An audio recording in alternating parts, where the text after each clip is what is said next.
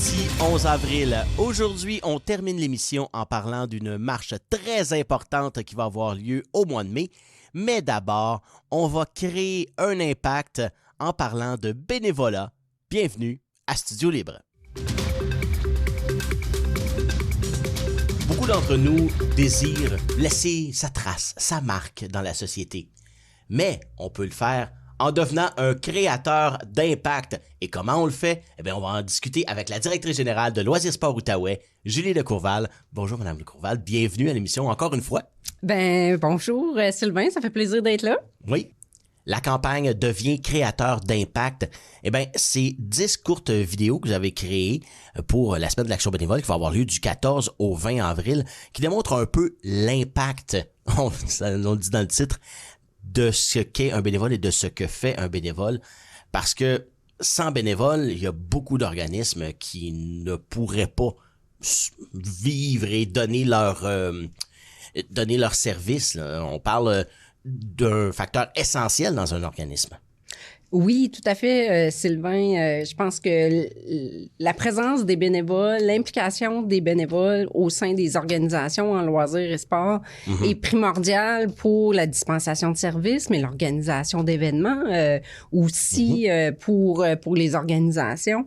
Donc, ce qu'on veut, c'est d'inciter les gens à s'impliquer, de leur mentionner qu'il y a plein de possibilités. Il y a aussi pas besoin de s'impliquer 10 heures par semaine. Ça peut être quelques heures par mois, mais toute cette force vive-là est nécessaire pour les organisations pour qu'ils puissent offrir des services qui vont permettre à la population de bouger, d'avoir des activités sportives, des activités culturelles aussi. Donc, leur implication est importante. Puis c'est ça qu'on veut promouvoir au niveau de l'implication puis de l'importance.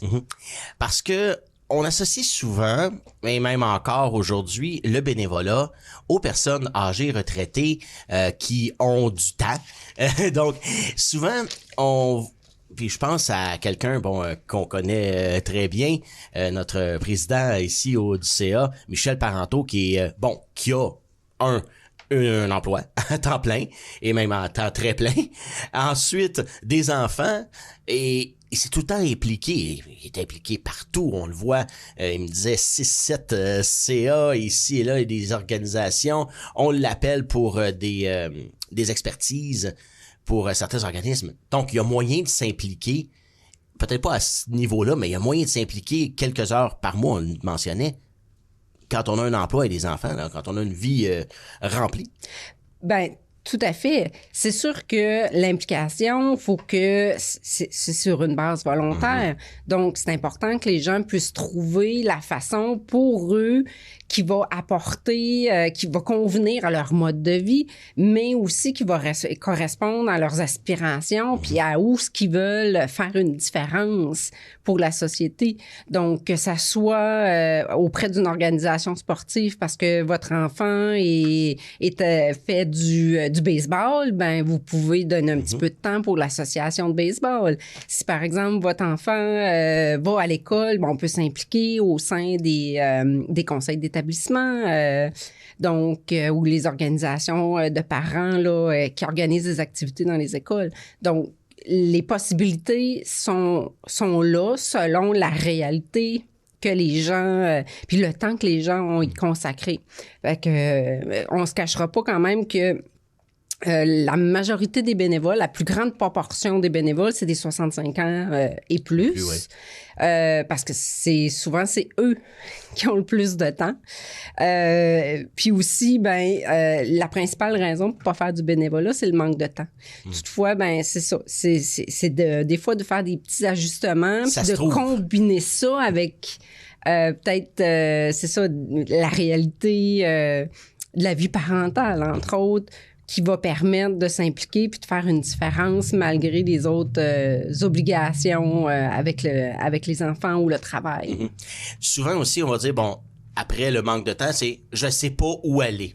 Il y a souvent des gens qui vont dire, ouais, j'ai des intérêts ici et là, mais je sais pas qui cherche, Mais pour ça, il y a une plateforme. Là. On peut aller, il y a un site Internet que j'ai été consulté. Et puis, c'est très bien. On décrit littéralement ce qu'il y a comme demande et combien on en demande et qu'est-ce que ça implique. Chaque demande a sa fiche. Et puis, c'est sur jebénévole.ca. Donc, là, il y a une manne d'informations sur ce qu'on peut faire et avec nos intérêts, bien sûr. Et on peut chercher par région, comme j'ai cherché ici dans l'Outaouais. Il y a au-dessus d'une vingtaine de demandes qui sont disponibles en Outaouais. Ben, il n'y a pas de raison de dire « Ah, je sais pas où aller, je sais pas. » Aujourd'hui, avec Internet, ben l'information se rend. Et puis, il s'agit juste d'aller fouiller un peu, là. Ben tout à fait. De toute façon, la majorité des gens trouvent l'information sur Internet. Mais le bouche à oreille aussi est très, très important au niveau du recrutement. Donc, le recrutement puis la relève au sein des organismes est un enjeu qui a été identifié comme prioritaire par les gestionnaires de bénévoles, par les organisations. Mais c'est sûr qu'au-delà du bouche à oreille, il y a aussi différentes plateformes qui existent, dont, entre autres, jebénévole.ca. Donc, les gens, des fois, c'est ça, ils savent pas, mais il y a des outils qui existent pour eux pour voir un peu, c'est ça, l'offre qui s'offre à eux là, pour pouvoir donner un peu de leur temps là, dans les organisations. Et avec vos vidéos, vous voulez justement montrer cet aspect-là que, ben, on peut donner notre temps, on peut faire un impact et on en fait un impact quand on participe à des activités bénévoles. À quel point ça peut être important pour un organisme. Bon, on parle de Loisirs Sport Outaouais, mais il y en a plein d'autres. Les organismes, ben, vous parlez ensemble. Et puis, qu'est-ce qu'ils vous disent, justement, les autres, à ce propos-là, du genre, hey, si j'ai pas de bénévoles, ou je suis chanceux d'avoir autant de bénévoles, parce que sinon, j'arriverais pas. Ben tout à fait. Puis en loisirs et en culture et loisirs, ou en sport, il y a beaucoup d'organisations qui œuvrent exclusivement avec des bénévoles pour leurs activités. Donc, s'il n'y a pas de gens qui s'impliquent, ben ça fait une coupure de service où ils peuvent pas organiser l'ensemble de leur offre de service. Donc, c'est sûr que pour eux, c'est la main-d'œuvre, on pourrait dire, principale pour maintenir en vie leur organisation. Quand c'est des organisations qui ont des employés, ben là, ça met une pression supplémentaire sur les employés parce que les bénévoles sont là pour venir soutenir des organisations qui n'ont pas 50 personnes là, pour organiser tout ça, mais fait qu'ils sont là en soutien puis permettent là, de diversifier puis d'avoir une offre d'activité qui va venir combler les besoins de leur clientèle, là.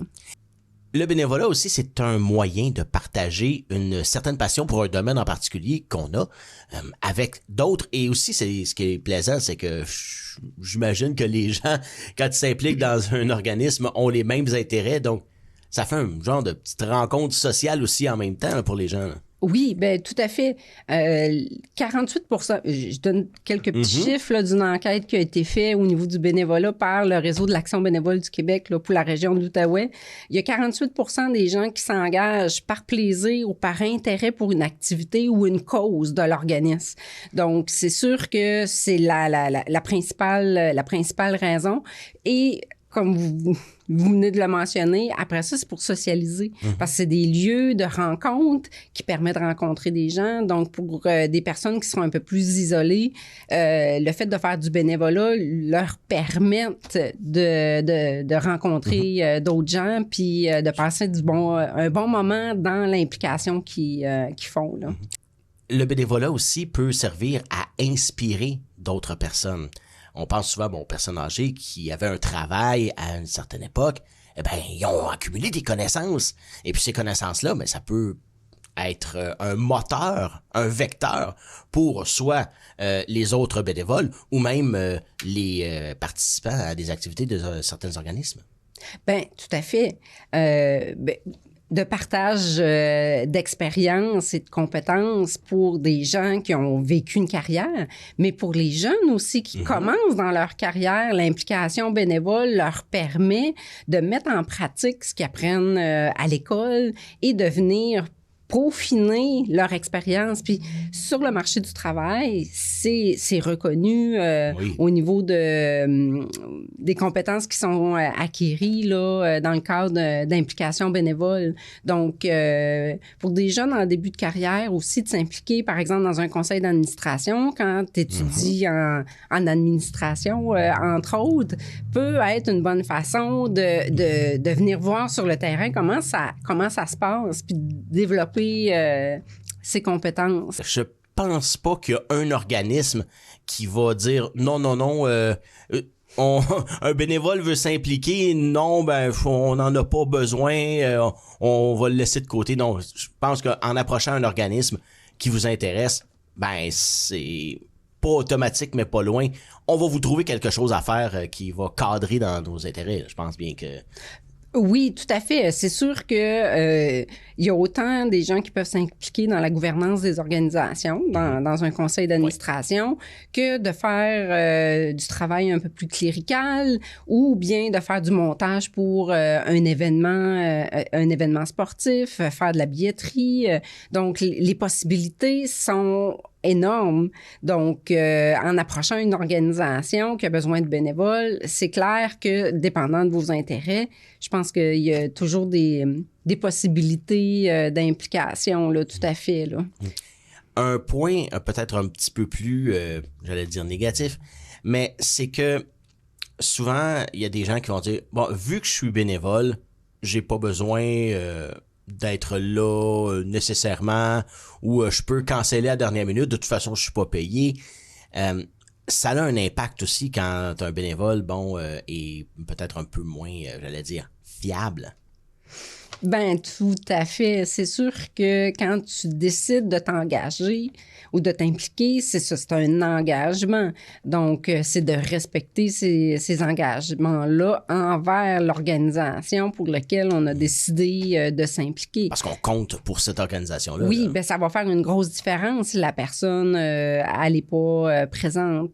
Donc, il faut voir ça, même si c'est pas rémunéré, il faut voir ça comme un travail, un engagement envers une organisation pour laquelle on a décidé de donner de son temps. Fait que c'est sûr qu'après une première expérience, on voit que ça ne nous convient pas, c'est de parler avec l'organisme, essayer de voir s'il n'y a pas de possibilité de faire autre chose. Sinon, il y a d'autres possibilités dans d'autres organisations aussi.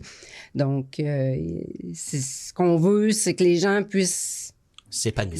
C'est ça, tout à fait, parce que ça reste un engagement qui est volontaire. Donc, les organisations aussi doivent mettre en place des structures dans leur gestion de bénévoles qui va permettre de bien les accueillir, s'assurer qu'ils sont à la bonne place selon les intérêts de la personne, ses compétences, de les reconnaître aussi, de leur donner la formation qu'ils ont besoin pour faire le travail qui est demandé comme bénévole. Donc, l'organisation aussi a un rôle à jouer dans la fidélisation de ses bénévoles au sein de son organisme. Et puis, vos vidéos vont être diffusées où, j'imagine, sur votre site web, mais aussi sur vos réseaux sociaux? Oui, tout à fait. Donc, au cours là, des prochaines journées, là, dans le cadre de la semaine de l'action bénévole que vous avez mentionné du 14 au 20 avril, nous, on va diffuser les petites capsules vidéo là, d'une durée de 15 secondes. Toute l'information est disponible là, sur notre site web. On va marquer tout ça pour que les gens puissent le voir. Merci beaucoup, Julie de Courval, directrice générale de Loisirs Sport Outaouais. C'est toujours un plaisir. Et puis, on va se reparler. Je pense que d'ici la fin de la saison, oui, on va encore s'en parler. Parce qu'il y a beaucoup de choses qui arrivent pour l'été, notamment. Donc, on va faire un petit retour, probablement, sur les activités qu'on va avoir cet été. Merci encore une fois.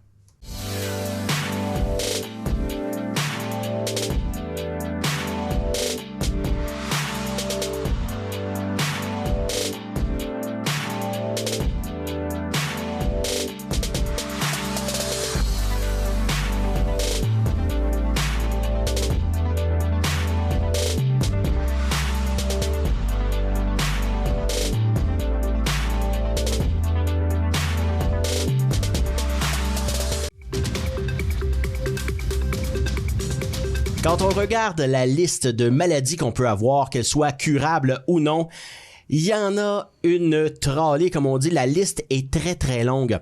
Et il y en a certaines qui vont prendre le haut du pavé et instinctivement, on va commencer à se renverser des bacs d'eau glacée sur la tête.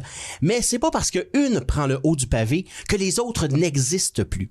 Notamment, eh bien, la sclérose en plaques. On va en parler parce qu'il va y avoir une marche, la marche SP, marche traditionnelle à chaque année, ici en Outaouais. On en discute avec Chantal Girard, qui est directrice de SP Outaouais. Bonjour, Madame Girard. Bonjour. Comme je le disais, les maladies ne disparaissent pas. Malheureusement, on aimerait bien. Bon, on a eu un virus il y a quelques années, on repart là-dessus. Mais la sclérose en plaques, ça reste, ça demeure. Et j'ai pas vu les statistiques, mais est-ce que ça part en hausse? Il me semble qu'on en entend plus parler.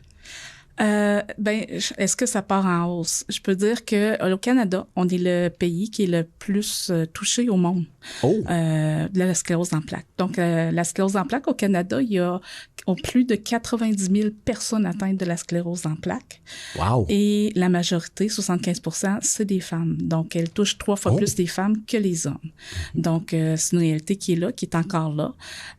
C'est certain qu'avec les médicaments qui ont quand même évolué, les gens ont une vie, comment je pourrais dire, plus active qu'avant. Sont moins, ça l'aide à réduire un peu l'impact, mais ça reste que c'est encore là, très, très présent. Est-ce qu'on sait pourquoi ça touche les femmes en particulier plus, d'une manière plus prononcée?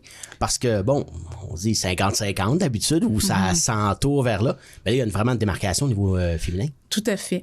Malheureusement, on ne sait pas. On ne connaît pas non plus encore la cause de la sclérose en plaques. Les chercheurs, d'ailleurs, qui sont financés par Sclérose en plaques Canada, travaillent d'ailleurs à chercher cette cause-là. Fait qu'avant de savoir pourquoi les femmes, on ne connaît même pas encore la cause.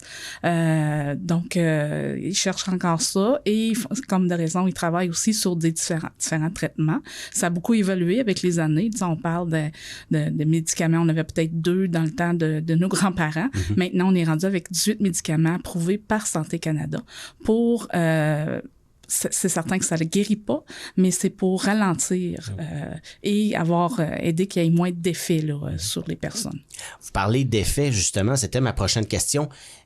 Qu'est-ce que la sclérose en plaques? Parce qu'on entend souvent parler, on voit que, bon, les gens perdent de la mobilité tranquillement, mais c'est quoi que ça fait techniquement à un corps humain? Techniquement, dans le fond, la sclérose en plaques, c'est une maladie auto-immune qui attaque le système nerveux, qui est composé, comme on sait, du cerveau, des nerfs optiques et la moelle épineuse. Donc, c'est pour ça que les gens, quand ils sont atteints, peuvent avoir des troubles de vision, des troubles de mobilité, des troubles de mémoire. Ils vont ressentir des fois la fatigue, des picotements dans les jambes. Donc, il y a différents choses qui peuvent arriver. Ils peuvent avoir même des problèmes de vessie. Et ça touche les personnes de façon différente aussi. Donc, il y a des gens, donc c'est cyclique, souvent, la sclérose en plaques. Ça arrive à des périodes, des poussées, on appelle ça des poussées. Et pour des gens, ça va être des grandes poussées, ça peut être des poussées moyennes, mais longues, avant de faire un plateau. Il y a des personnes qui ont des poussées plus aiguës, mais qui durent moins longtemps. Il y a des personnes, ça vient souvent, des personnes moins souvent. Fait que c'est très différent d'une personne à l'autre et ça va affecter aussi les personnes de façon différente. Donc, les personnes, il y en a que ça va affecter leur vision, il y en a d'autres, ça va affecter leur mobilité, il y en a d'autres avec même le langage. Donc, ça peut toucher les personnes de façon différente. Fait que des fois, on peut avoir une personne devant nous qui a la sclérose, on pense qu'elle l'a pas, mais elle peut avoir des problèmes de mémoire, des problèmes de vessie, des choses qu'on ne voit pas nécessairement. Mais oui, ça dépend des gens. Ça dépend des gens. Il reste, il y en a, est-ce qu'ils peuvent justement perdre le moral, dire, ben, aussitôt qu'on reçoit le diagnostic, on se dit, bon, ben, ma vie est finie ou je vais dépérir tranquillement. Comment est-ce que les personnes le voient, ça? J'imagine. Ben, ça, c'est différent pour chaque personne. Fait que je peux pas répondre pour chaque personne. Ça dépend chaque personne est unique. C'est la même chose pour que ce soit le cancer ou peu importe. Les gens réagissent de façon différente. Je dirais que quand les gens voient qu'ils ont une maladie comme la sclérose en plaques, souvent vont chercher des réponses. Nous, on est là justement pour aider les personnes à pouvoir répondre le plus possible à leurs questions, leur donner de l'information. Il y a nous en Outaouais, c'est certain qu'il y a le site aussi très informatif là, de la sclérose en plaques Canada qui est en ligne. Puis la marche, ça sert aussi à ça. Au-delà de ramasser des fonds. Je dirais que la marche, c'est un rassemblement pour les gens qui ont la sclérose en plaques et leur entourage. Moi, je me souviens d'une membre qui m'a dit, quand je suis arrivée, elle dit, moi, quand j'ai eu mon diagnostic, mon premier contact a été la marche. Et ça m'a fait tellement du bien.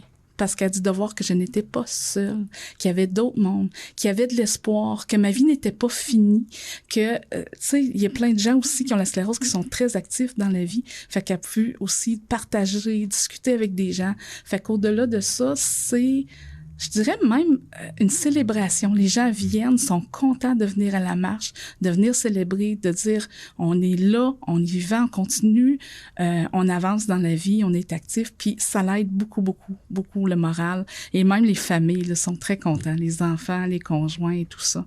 Donc oui, on fait ça. C'est une grande fête en même temps. Pour justement, la vie, elle arrête pas, là. On continue. C'est, en plus d'une célébration, ben souvent un boost d'espoir pour les gens. Tout à fait. Parce que, bon, juste, vous me dites, il y a 18 médicaments approuvés par Santé Canada. Je n'étais même pas au courant. Donc, d'avoir quelqu'un qui apprend ça, dit, mais qu'est-ce qu'il y a? Y a-t-il un traitement? Si, exemple donné, on avait 2 traitements, les 2 traitements marchent pas à l'époque, mais qu'est-ce qui me reste? Exactement. Donc là, de voir qu'il y a de l'espoir, des gens disent, non, on perd pas espoir, il y a d'autres choses, il y a d'autres traitements, des traitements expérimentaux qui arrivent, j'imagine. Tout à fait, oui. Donc, ça doit être juste pour la personne de dédramatiser un peu la chose. Oui, puis en même temps, comme je dis, il y a les médicaments, c'est certain, puis c'est d'où la recherche, là. On avance non seulement les médicaments, il y a plus de médicaments, mais ils sont plus efficaces aussi, qui fait que ça ralentit aussi les effets de la sclérose en plaques. Mais je dirais aussi, là j'ai perdu mon idée, mais dans le fond, c'est que les gens, tu sais, le fait de venir et de voir d'autres personnes. Tu sais, j'ai des membres là qui 60, 70, 75 ans, qui sont encore très actifs, qui bougent, qui continuent. Et les autres personnes, quand ils viennent de voir le diagnostic, de pouvoir voir ça, de pouvoir jaser avec les gens, puis de dire... Il y a une vie oui, possible. Il y a une vie possible. Là, ta vie ne finit pas... Là, des années, comme je disais, il y avait tellement peu d'espoir, peu de médicaments, peu de traitements, que les gens, ça avançait vite. Et les gens se retrouvaient vite en chaise roulante. Les gens, la fin de vie arrivait très vite. Maintenant, on est moins là. Et c'est là l'importance de continuer pour avoir des sous pour la recherche. Et non seulement la recherche, nous, comme je dis, notre bureau aussi, on fonctionne aussi à aider les gens, à les soutenir. On offre plusieurs activités, justement, pour maintenir aussi les gens aussi en mouvement, parce que c'est très, très important. On le sait, l'activité physique fait qu'on garde le corps en mouvement, donc ça l'aide beaucoup, le corps aussi. Donc, c'est important. C'est important d'aider notre communauté, surtout quand comme je dis, la sclérose en plaques, c'est la maladie qui est la plus, ici au Canada, la plus répandue, là. La plus traître aussi, j'allais dire, parce qu'on sait jamais où ça va frapper, les poussées.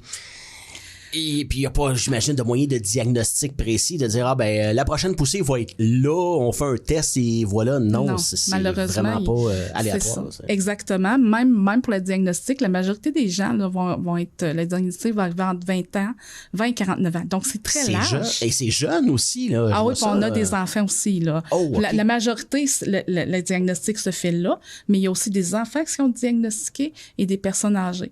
Et c'est difficile, même les diagnostics, parce que étant donné que c'est des poussées, puis que ça peut toucher à plusieurs endroits, ben avant de savoir que c'est la sclérose en plaques, il y a plein de faut tests avoir, qui j'imagine, sont... quelques poussées aussi pour que Ben, ils c'est disent ça. oh, OK, là, il y a quelque chose qui s'en va vers là. Ben oui. Faut que le médecin soit aussi allumé et informé, j'imagine, pour... Tout à fait. Puis, tu sais, on va parler, mettons, picotement dans les jambes. Ben, picotement par les jambes, ça peut être le diabète, ça peut être plein de choses. Fait qu'il y a plein de tests qui est fait avant. Puis là, oups, ça part. Puis si la poussée est très longue puis très loin, ben là, ça va prendre du temps avant de dire, ah, c'est revenu. Fait que des fois, ça prend du temps aussi à avoir un diagnostic. Et si on veut aider, justement, qu'est-ce qu'on peut faire pour vous soit donner de l'argent ou est-ce que, j'imagine, un site web où on peut faire des dons? Comment ça fonctionne? Oui, alors pour la marche, c'est facile. On a juste à aller sur l'Internet et on tape Marche SP et ça va nous amener tout de suite dans le site. On choisit le lieu, donc par province, nous, c'est Québec. Et après ça, on choisit la région, Outaouais. Et c'est là où on peut faire les dons. Les personnes peuvent faire un don individuel, peuvent se mettre en groupe. Il y a des groupes qui se forment qui vont s'appeler, je sais pas, moi, les choupettes et tout le monde qui est dans l'entourage de choupettes vont faire le don.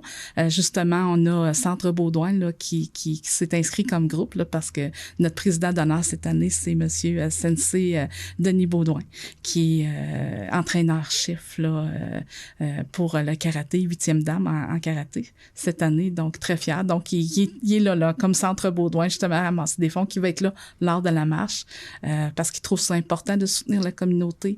Il trouve que c'est une belle cause. Et pour lui, c'est de ne pas lâcher, de continuer à être actif, de pas... que la vie n'arrête pas, puis de continuer. Là. Totalement dans l'esprit des arts martiaux. Oh, tout à fait. Ben, merci beaucoup, Chantal Girard, directrice de SP Outaouais.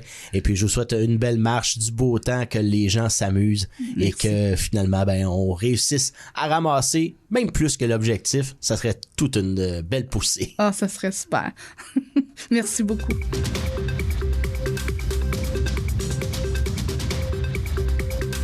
Merci d'avoir été des nôtres pour cette édition du jeudi 11 avril de Studio Libre. J'aimerais remercier mes invités, tout d'abord Chantal Girard et aussi Julie Decourval.